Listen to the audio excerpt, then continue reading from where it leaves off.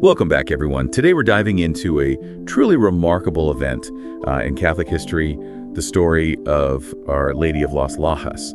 Now, this miraculous image, it's nestled in a canyon in Colombia, and it's perhaps not as well known as some other Marian apparitions, but it's every bit as captivating, I think. To help us uncover this story, we'll be looking at a couple of great sources today. Articles from Catholic Exchange and Miracle Hunter will really try to unearth the details of this event and then explore why it resonates so deeply with believers. Yeah, this is a story that really highlights the intersection of faith and the tangible world, a real testament to the power of divine intervention. Yeah, absolutely. All right, so let's get into it. Our story starts with Maria de Quiñones and her daughter Rosa. Now, Rosa, as our sources tell us, was deaf and mute. The two of them were traveling through a pretty rugged canyon when a fierce storm just erupted, forcing them to seek shelter. It's fascinating how often these Marian apparitions occur during these moments of vulnerability and hardship. You have the storm, the isolation of this canyon. It all sets the stage for this, profound encounter with the divine. It really does, and what an encounter it was. During the storm, Rosa suddenly spoke for the first time.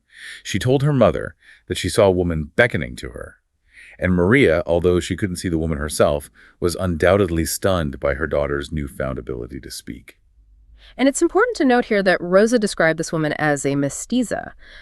In the context of colonial Colombia, this term referred to someone of mixed indigenous and European ancestry. And this detail, it really speaks volumes about how Our Lady is often depicted in ways that resonate with the local culture and population. That's a great point. It makes the apparition feel even more personal and relatable, doesn't it? But the story doesn't end there. A few days later, Rosa disappeared from the village. And Maria, trusting her motherly instincts, returned to that canyon. And there she found Rosa. But not alone. Rosa was with a vision of the Virgin Mary and the child Jesus. Can you imagine that scene? A mother's desperate search leading her to her child in the presence of the Holy Mother. It speaks to the comfort and protection that Mary offers, especially to the vulnerable. It's powerful imagery for sure. This joy was short-lived, though. Rosa tragically fell ill and died. Maria, heartbroken but still clinging to her faith, carried Rosa's body back to that same spot in the canyon. She pleaded with Our Lady for a miracle to bring her daughter back to life. The sources really describe this as an act of just profound, desperate faith. And as the story goes, that faith was rewarded in a way that defied all expectations. Rosa was miraculously revived. Wow. Can you imagine the awe and wonder when Maria and Rosa returned to the village with Rosa alive and well? I mean, everyone must have been clamoring to know where this incredible miracle had occurred. And when they followed Maria and Rosa back to the canyon, well, they discovered something truly extraordinary. Embedded in the rock face, they found an image of Our Lady. Not painted, not carved, but seemingly a part of the rock itself. This discovery set off a wave of curiosity, speculation, and of course, increased devotion. It marked the beginning of Las Lajas as this pilgrimage site. And this is where the story takes such a fascinating turn, weaving together faith and scientific inquiry. Because this wasn't just any image. Tell us more about the investigations into the nature of this image. Right from the start, there was just something different about this image. Authorities and scientists were called in, and they confirmed that it wasn't a traditional painting. There was no paint, no dye or pigment applied to the surface. Oh, how did it get there? I mean, what could possibly explain this? That's the million-dollar question, isn't it? The investigations, as detailed in our sources, revealed that the colors of the image are actually part of the rock itself. They extend several feet deep. Geologists even took core samples to analyze the composition. And to this day, there's no scientific explanation for how this image could have formed naturally. It's really mind-boggling. This image defies scientific explanation. It appears in a place of natural beauty, linked to this story of faith and miracles. It's really no wonder that this site became so important to believers. Exactly. The canyon, once just a place of passage, was transformed into this sanctuary, a destination for pilgrims seeking solace, healing, and a deeper connection to the divine. And the church recognized the significance of this event as well, right? I did. In 1951, devotion to Our Lady under the title Our Lady of Las Lajas was officially authorized. And then just a few years later, in 1954, the church that was constructed around the image was declared a minor basilica. Can you explain what that means, like a minor basilica? What makes it different from a regular church? That's a great question. A minor basilica is a church that is granted special privileges by the Pope. It signifies the church's historical importance, its architectural significance, and its role as a center of pilgrimage and devotion. So essentially, it elevates the church to a place of particular honor within the Catholic world. So this designation really underscores the profound impact this miraculous image has had on the church and on the faithful. Can you describe the image itself for our listeners? What details stand out? The image depicts Our Lady holding the child Jesus, and she's handing a rosary to St. Dominic, who's kneeling at her side. The child Jesus is also extending a Franciscan cord to St. Francis of Assisi, who's kneeling on the other side of Our Lady. It's a beautiful and symbolic representation. Mary at the center, connecting these two pivotal figures in church history. Absolutely. And while devotees have added these golden crowns to the heads of Mary and Jesus, it's important to note that these were later additions. The original image doesn't have them, and I think that really emphasizes the core of this miracle. It's the image itself embedded within that rock that holds the true power and the mystery. But the story of Our Lady of Las Lajas, it doesn't end with just the image itself. Our sources mention some other miraculous events that are associated with this holy site. Yeah, one particularly compelling story is that of Fray Juan de Santa Gertrudis. The Miracle Hunter article details his journey.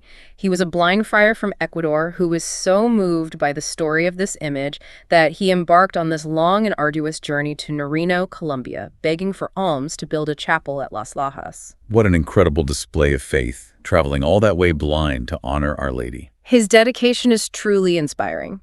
And the story becomes even more remarkable because upon that chapel's completion, Fray Juan regained his sight. So this event is considered another miracle attributed to the intercession of the Virgin Mary. That's just amazing. It really speaks to the power of belief and the power of prayer and just the boundless compassion of Mary. It seems like the miracles associated with Our Lady of Las Lajas just continue to inspire and uplift the faithful. And it's not just those specific events. The very existence of the image itself is a miracle. This inexplicable phenomenon, the image seemingly forming within the stone, it poses some fascinating questions about the intersection of faith and the physical world. It's a mystery that sparks wonder and contemplation for sure. Speaking of the scientific aspects, earlier you mentioned geologists taking these core samples of the rock. Can you elaborate on what those samples revealed? What kind of rock are we talking about? And did they uncover any theories about how this image might have formed? The rock face at Las Lajas is primarily sedimentary rocks, so layers of sandstone and shale that have built up over millions of years. And the core samples confirm that the colors of the image aren't just on the surface. They extend deep into the rock, following the natural strata. As for theories, scientists have explored various possibilities from unusual mineral deposits to, unique combinations of geological processes. But none of these theories have been able to fully explain the image right. That's right. None of the conventional scientific explanations fully account for the clarity, the detail, and the depth of this image. It remains a puzzle, a phenomenon that science, at least for now, can't fully explain. And that's what makes it so fascinating. It really does make you wonder, doesn't it?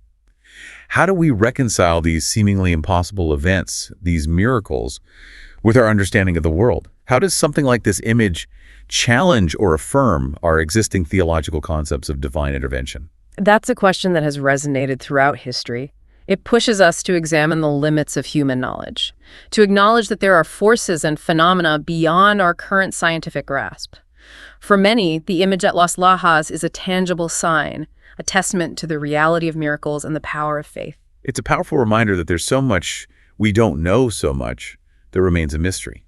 And perhaps that's part of the beauty of faith, the willingness to embrace the unknown, to accept that there are things we may never fully understand. Exactly. It's about acknowledging the wonder, the awe, and the possibility of the extraordinary breaking through into our everyday lives. So what does this all mean for our listeners? Why should they care about this story, about this miraculous image hidden away in a canyon in Colombia? I think it serves as this profound reminder that faith can indeed move mountains, both literally and figuratively. It shows us that even in the face of just overwhelming odds, even when logic and reason falter, hope and belief can prevail. It's a testament to the enduring power of the Virgin Mary's intercession, her constant presence in our lives, offering comfort, guidance, and hope. It's a story that transcends geographical boundaries and cultural differences. It's a story that touches the very core of what it means to believe, to trust in something beyond ourselves, something greater than ourselves. And it's a story that invites us to look beyond the surface, to delve deeper into the mysteries of faith and the boundless possibilities of the divine. But there's even more to explore. Join us as we delve deeper into the impact of this miraculous image and consider what lessons we can glean from this incredible story. We've talked about the inexplicable nature of the image, but what about its impact? How has Our Lady of Las Lajas shaped the lives of the people who visit?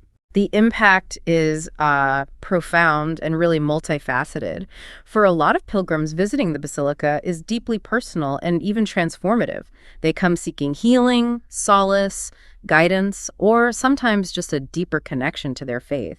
Yeah, the stories of these answered prayers and miraculous healings associated with Our Lady of Las Lajas are truly inspiring. Absolutely. The Catholic Exchange article we looked at highlights several accounts of people who experienced some remarkable healings after praying at the basilica.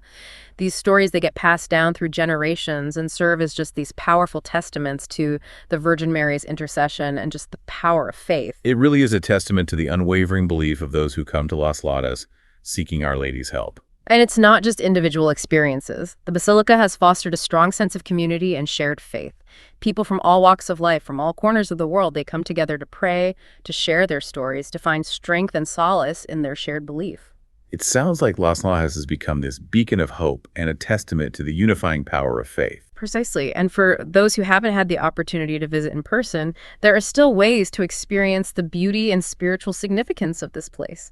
Technology allows us to take these virtual pilgrimages, to explore the basilica's architecture, to witness the devotion of the pilgrims, and to connect with the energy of this holy site. I love that idea. Imagine being able to, firstly, stand in that canyon, gaze up at this miraculous image, and feel the centuries of prayer and devotion that have just imbued this place with such a powerful sense of the sacred. It's a journey that can really deepen one's understanding of faith and inspire a sense of awe and wonder.